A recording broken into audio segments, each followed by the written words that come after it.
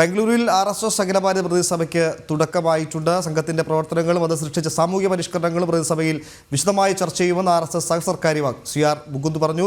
ത്രിഭാഷാ വിവാദത്തിനും അദ്ദേഹം കൃത്യമായ മറുപടി നൽകിയിട്ടുണ്ട്. മാതൃഭാഷ പ്രാഥമിക ഭാഷയായിരിക്കണം, എന്നാൽ ഇതിന് പുറമെ പ്രാദേശിക ഭാഷയും ജോലിക്ക് ആവശ്യമായ ഭാഷയും പഠിക്കേണ്ടതുണ്ടെന്നും അദ്ദേഹം പറഞ്ഞു. ദക്ഷിണേന്ത്യൻ സംസ്ഥാനങ്ങളോട് വിവേചനമുണ്ടെന്ന ആരോപണം തികച്ചും രാഷ്ട്രീയ ലക്ഷ്യത്തോടെ കൂടിയാണെന്നും അദ്ദേഹം കൂട്ടിച്ചേർത്തു. ആദ്യം അദ്ദേഹത്തിന്റെ പ്രതികരണമൊപ്പം വിശദമായ വിവരങ്ങളുമായി ഗൗതം ചേരുന്നുണ്ട്.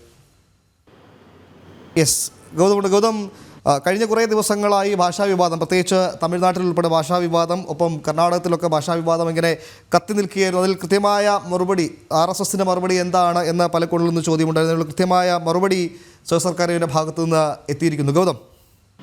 ഉമേഷ്, ഇന്നിപ്പോൾ അഖില ഭാരതീയ പ്രതിനിധി സഭയ്ക്ക് മുന്നോടിയായി ബംഗളൂരുവിൽ സംസാരിക്കുകയായിരുന്നു രാഷ്ട്രീയ സ്വയംസേവക സംഘത്തിൻ്റെ സഹസർക്കാര്യവാഹമായിട്ടുള്ള CR മുകുന്ദ. അദ്ദേഹം ഈ ഭാഷാ വിവാദം അനാവശ്യമാണ് എന്ന കൃത്യമായ സന്ദേശം നൽകുകയാണ്. കാരണം തമിഴ്നാട്ടിൽ ഇപ്പോൾ ഭരണത്തിലിരിക്കുന്ന സ്റ്റാലിൻ്റെ നേതൃത്വത്തിലുള്ള DMK സർക്കാർ അപകടകരമായ രീതിയിൽ ഭാഷയുടെ പേരിലുള്ള ഒരു യുദ്ധത്തിന് ആഹ്വാനം ചെയ്യുകയാണ്. അതായത് 60കളിലും 70കളിലും ഒക്കെ നമ്മുടെ രാജ്യത്ത് നടന്നതുപോലെ ഒരു ഭാഷാ യുദ്ധത്തിന് നിങ്ങൾ തയ്യാറാകുമെന്ന ആഹ്വാനമാണ് തമിഴ്നാട് മുഖ്യമന്ത്രി സ്റ്റാലിൻ അടുത്തിടെ നടത്തിയത്. മാത്രമല്ല, തമിഴ് മാത്രം പഠിച്ചാൽ മതി, മറ്റ് ഇംഗ്ലീഷും ഹിന്ദിയും പോലുള്ള ഭാഷകൾ കൈകൊണ്ട് തുടരുത് എന്നൊരു സന്ദേശം നൽകുന്നതിലൂടെ രാഷ്ട്രത്തിനകത്ത് തന്നെ സങ്കുചിതമായ ഭാഷാ ബോധം വളർത്തുവാൻ ശ്രമിക്കുന്ന ഘട്ടത്തിലാണ് ഇപ്പോൾ രാഷ്ട്രീയ സ്വയംസേവക സംഘം അതിനെ കൃത്യമായി തന്നെ തള്ളുകയും മാതൃഭാഷയ്ക്ക് വലിയ പ്രാധാന്യം നൽകണം, എന്നാൽ അതിനൊപ്പം മറ്റു ഭാഷകളെ ബഹുമാനിക്കാനും അത് ഉൾക്കൊള്ളാനും നമുക്ക് കഴിയണമെന്ന സന്ദേശമാണ് ഇപ്പോൾ CR മുകുന്ദ, RSSന്റെ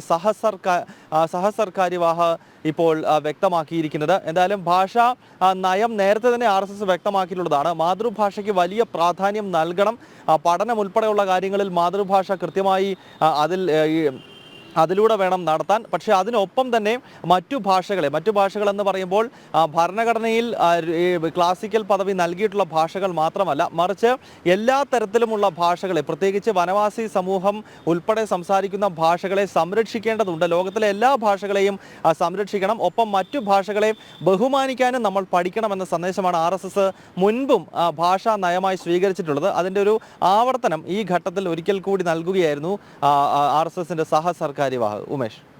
ഒറ്റ കാര്യം കൂടി ഗൗതം, പ്രതിനിധിസഭയ്ക്ക് ഇന്ന് തുടക്കമായി എത്ര ദിവസമാണ് നീണ്ടു നിൽക്കുക, എന്തൊക്കെയാണ് പ്രതിനിധിസഭയിൽ ചർച്ചയാകുക എന്ന കാര്യത്തിൽ കൂടി അദ്ദേഹം പ്രതികരണങ്ങൾ നടത്തിയിട്ടുണ്ടല്ലേ? ഉമേഷ്, രാവിലെ 9 മണിക്ക് തന്നെ 3 ദിവസത്തെ അഖില ഭാരതീയ പ്രതിനിധി സഭയ്ക്ക് തുടക്കമായി. രാഷ്ട്രീയ സ്വയംസേവക സംഘത്തിൻ്റെ സർസംഘചാലക് ഡോക്ടർ മോഹൻ ഭാഗവതും അതുപോലെ സർക്കാരിവാഹ് ദത്താത്രേയ ഹൊസബലയും ചേർന്ന് ഭാരത് മാതാ ചിത്രത്തിൽ പുഷ്പാർച്ചന നടത്തിയതോടുകൂടിയാണ് ഈ നിർണായകമായ ബൈഠക്കിന് ബംഗളൂരുവിൽ തുടക്കമായിരിക്കുന്നത്. പ്രധാനമായും ഈ 3 ദിവസത്തെ യോഗം ചർച്ച ചെയ്യുന്നത് നേരത്തെ നമ്മൾ സൂചിപ്പിച്ചതുപോലെ സംഘത്തിൻ്റെ ശതാബ്ദി വർഷമാണ് കടന്നു വരുന്നത്. പ്രത്യേകിച്ച് ഈ വർഷത്തെ വിജയദശമി മുതൽ 2026 വിജയദശമി വരെയുള്ള ഒരു വർഷക്കാലമാണ് രാഷ്ട്രീയ സ്വയംസേവക സംഘം ശതാബ്ദി വർഷം എന്ന നിലയിൽ പ്രവർത്തിക്കുന്നത്. അതിനാൽ പഞ്ചപരിവർത്തൻ പോലെയുള്ള ആഹ്വാനങ്ങൾ ഇതിനകം തന്നെ സംഘം ശതാബ്ദിയുമായി ബന്ധപ്പെട്ട് നടത്തി കഴിഞ്ഞിരിക്കുന്നു.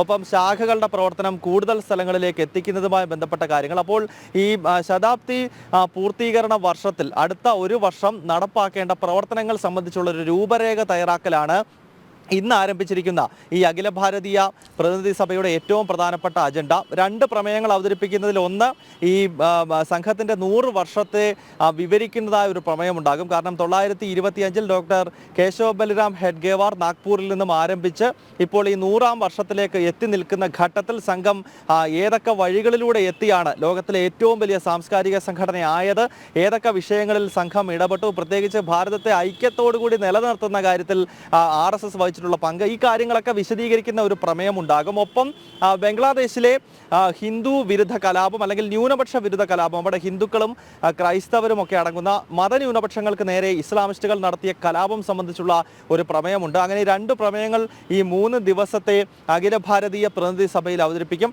ഏതാണ്ട് 1500 പ്രതിനിധികളാണ് രാഷ്ട്രത്തിന്റെ വിവിധ ഭാഗങ്ങളിൽ നിന്നും ഈ 3 ദിവസത്തെ യോഗത്തിൽ പങ്കെടുക്കുന്നത്. അതിൽ അഖില ഭാരതീയ അധികാരികളെ കൂടാതെ ക്ഷേത്രീയ അധികാരികൾ, പ്രാന്തീയ അധികാരികൾ, കൂടാതെ വിഭാഗിൽ നിന്നും 1000 സ്വയംസേവകർക്ക് ഒരു പ്രതിനിധി എന്ന നിലയിൽ വിഭാഗിൽ നിന്നുള്ള ചുമതലപ്പെട്ടവരുമുണ്ടാകും. അങ്ങനെ 1500 പ്രതിനിധികൾ പങ്കെടുക്കുന്ന RSSന്റെ ഏറ്റവും പരമോന്നത സമിതിയായിട്ടുള്ള അഖില ഭാരതീയ പ്രതിനിധി സഭയാണ് ഇന്നിപ്പോൾ ബംഗളൂരുവിൽ ആരംഭിച്ചിരിക്കുന്നത്. ഉമേഷ്.